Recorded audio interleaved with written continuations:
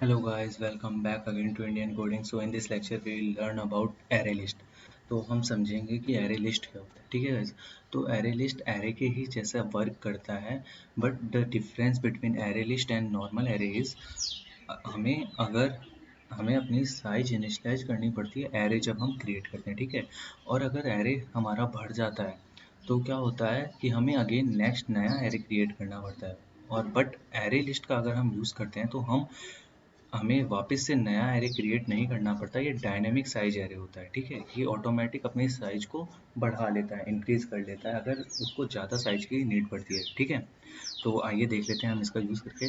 तो सिंपली हमें एरे को यूज़ करने के लिए हमें सबसे पहले एरे लिस्ट क्लास को इम्पोर्ट करना होता है. ठीक है गाइस. तो एरे लिस्ट क्लास को हम ऐसे इम्पोर्ट करते हैं और उसके बाद हम उसका अगर हमें ऑब्जेक्ट बनाना हो तो हम ऐसे इसका ऑब्जेक्ट बनाते हैं. ठीक है गाइस. तो आइए हम इसकी थोड़ी बहुत जो फंक्शनैलिटीज़ हैं वो हम देख लेते हैं और आपको मैं बताना चाहूँगा कि ये कुछ हमें अच्छे अच्छे मेथड्स प्रोवाइड करता है. ठीक है. तो अभी हम देखते हैं कि कैसे हम इसका यूज़ कर सकते हैं. तो सबसे पहले मैंने क्या किया, मैंने अपनी क्लास बना ली मेन के नाम से. ठीक है. और फिर जैसे हम हर बार करते हैं public static void main string arcs. ठीक है गाइस. अब हमें क्या करना है, चूँकि हमें यूज़ करना है अपना एरे लिस्ट. ठीक है. तो एरे लिस्ट को यूज़ करने के लिए जैसे मैंने अभी आपको बताया कि हमें क्या करना पड़ेगा, हमें उसका ऑब्जेक्ट क्रिएट करना पड़ेगा. तो मैं आपको बताऊंगा कि ऑब्जेक्ट कैसे क्रिएट करते हैं नॉर्मली. तो एरे लिस्ट का ऑब्जेक्ट बनाने के लिए हम करते हैं, हम सिंपली लिखते हैं एरे लिस्ट. और चूँकि हम इसमें अभी क्या करना चाहते हैं, हम एक स्ट्रिंग टाइप की वैल्यूज इसमें पुट करना चाहते हैं. तो हम इसके अंदर इसका टाइप लिखते हैं डेटा टाइप. तो मैं क्या चाहता हूँ स्ट्रिंग टाइप का. और मैंने सोचा कि मैं इसमें डालूंगा फ्रूट्स. तो मैंने इसको नाम दे दिया फ्रूट्स. ठीक है. अब मैं फिर क्या कर रहा हूँ, न्यू एरे लिस्ट और स्ट्रिंग. ये इसका सिंटेक्स. ठीक है गाइस. सो आई होप आपको समझ में आ गया होगा. अब हम इसमें जो मेथड्स होते हैं वो देख लेते हैं.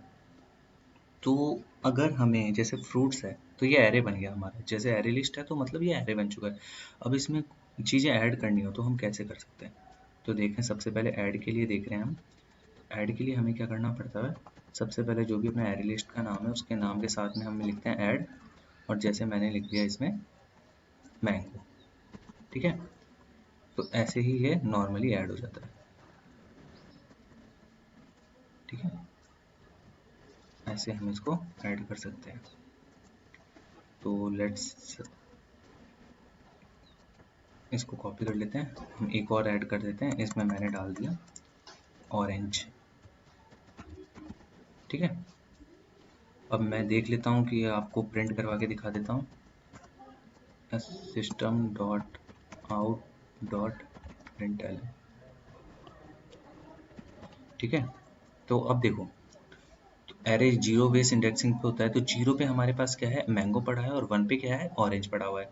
तो एक्सेस कैसे करते हैं हम, तो एक्सेस करने के लिए हम लिखते हैं जो हमारा एरे लिस्ट का नाम है डॉट गेट मेथड का यूज़ करते हैं. गेट, मैंने यहाँ डाल दिया वन. तो मेरा वन पे क्या पड़ा है, ऑरेंज. तो मेरा आउटपुट आना चाहिए ऑरेंज. एक बार इसको मैं कंपाइल करके देख लेता हूँ.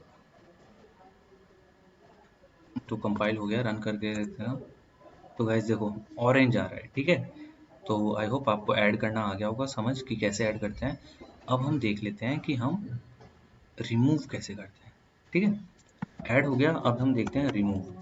ठीक है. तो रिमूव के लिए क्या करना पड़ता है, हमें सिंपली जो हमारे एरे लिस्ट का नाम है वो लिखेंगे डॉट सिंपल हम रिमूव लिखेंगे. और जिस इंडेक्स को हमें रिमूव करना है हम वो लिख देते हैं. जैसे मेरे को पहले इंडेक्स को रिमूव करना है तो मैं पहला इंडेक्स लिख देता हूँ. ठीक है. तो अगर अब मैं इसको प्रिंट कराना चाहूँ तो मुझे एरर मिलनी चाहिए.